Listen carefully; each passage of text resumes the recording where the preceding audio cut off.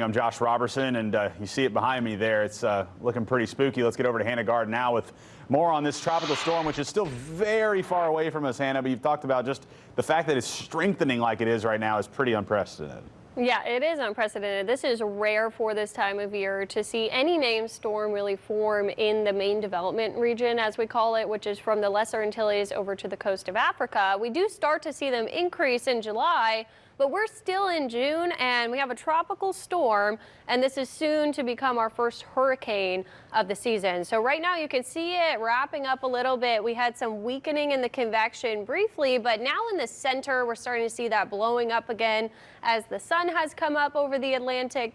50-mile-per-hour winds here, and it's moving west at 21 miles per hour. So we are going to see this strengthen very quickly. By tomorrow, we're going to see a Category 1 hurricane form, and then it strengthens even further to a Category 2 hurricane before making landfall in the Windward Islands, which is the lower part of the Lesser Antilles there, as a Category 2 hurricane. Now, this is just the forecast track. Remember, we have a lot of rapid intensification that's been happening in recent years too, so this could be higher than that. If you're planning on traveling to the Lesser Antilles, especially the Windward Islands, as we head into next week, reconsider, because they're going to be putting those hurricane preparations in place through this weekend, and this could be, you want to prepare for one category higher. That would be a major hurricane. Then it heads into the Caribbean. It still holds that strength, Category 2, all the way into the northern Caribbean.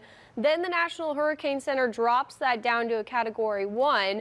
The reason for that, we are going to see some unfavorable conditions in the northern Caribbean, but we'll have to watch for these central Caribbean islands. We could see some impacts to the Dominican Republic, Haiti, Cuba, and then ultimately the track is uncertain in the northern Caribbean where we will see that go. But we have to talk about the average hurricane season. Typically our first named system is June 20th. We were right on time there, June 19th for Alberto.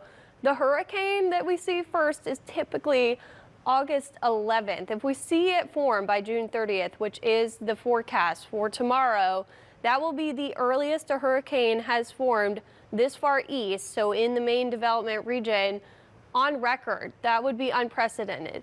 Our first major hurricane typically in September. Now, one of the reasons that we're going to see this strengthen so much, we have abnormally warm sea surface temperatures in that part of the Atlantic.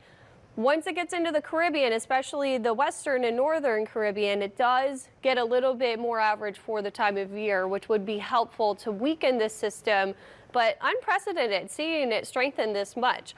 The steering is around this high pressure, so that's kind of keeping it to the south a little bit. And once it gets to the end of that track, the intensity of the storm and then the upper level steering is going to determine whether or not this gets into the Gulf or the ultimate direction that it will go. We are looking right now at some high pressure that's going to be over us, and it's going to be dealing with a lot of wind shear that's coming from the west there in the northern Caribbean. That's why we're expecting that weakening as it encounters that. So unprecedented, and this is also unprecedented, seeing two more areas that we're watching. This is atypical for the time of year. We have a wave over here off the coast of Africa following behind Beryl, so something to watch too for the Lesser Antilles. Again, this will be following very close behind.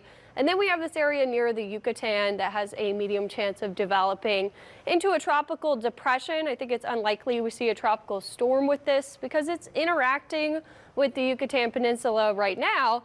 Then it's going to head out over the Bay of Campeche, where it could strengthen briefly before impacting Mexico. So not going to impact us. That's the good news. We have high pressure over us into next week. That's going to make it really hot. So heat and humidity for us, daily rain chances, and those very summer-like storms. We have a heat advisory in effect. You can see this excessive heat warning in pink just to the north of us. We have an excessive heat watch, so we do expect that to expand into our area due to this high pressure. That's that clockwise flow to the atmosphere on water vapor. It's going to be really hot over the next couple of days. We'll be climbing into that excessive heat criteria, and it looks like we stay there at least through Tuesday with that high pressure pulsing over us. A little bit cloudy this morning. We are seeing temperatures Right now in the 80s, it's already feeling like 90s though, and we know it's going to be pretty hot through this weekend. I think the rain chances, though, Josh, very similar to what we've been seeing where they're kind of pop-up showers and storms. I think the coverage is a little bit lower today. It's more similar to our typical summertime pattern, where once we get to the afternoon, you have to watch for that. But it's not going to be just sunny. Right. And I know we talked about this yesterday, and we can quell these fears now because I know it was just, we started joking about it. People were like, well, I see this thing moving out there.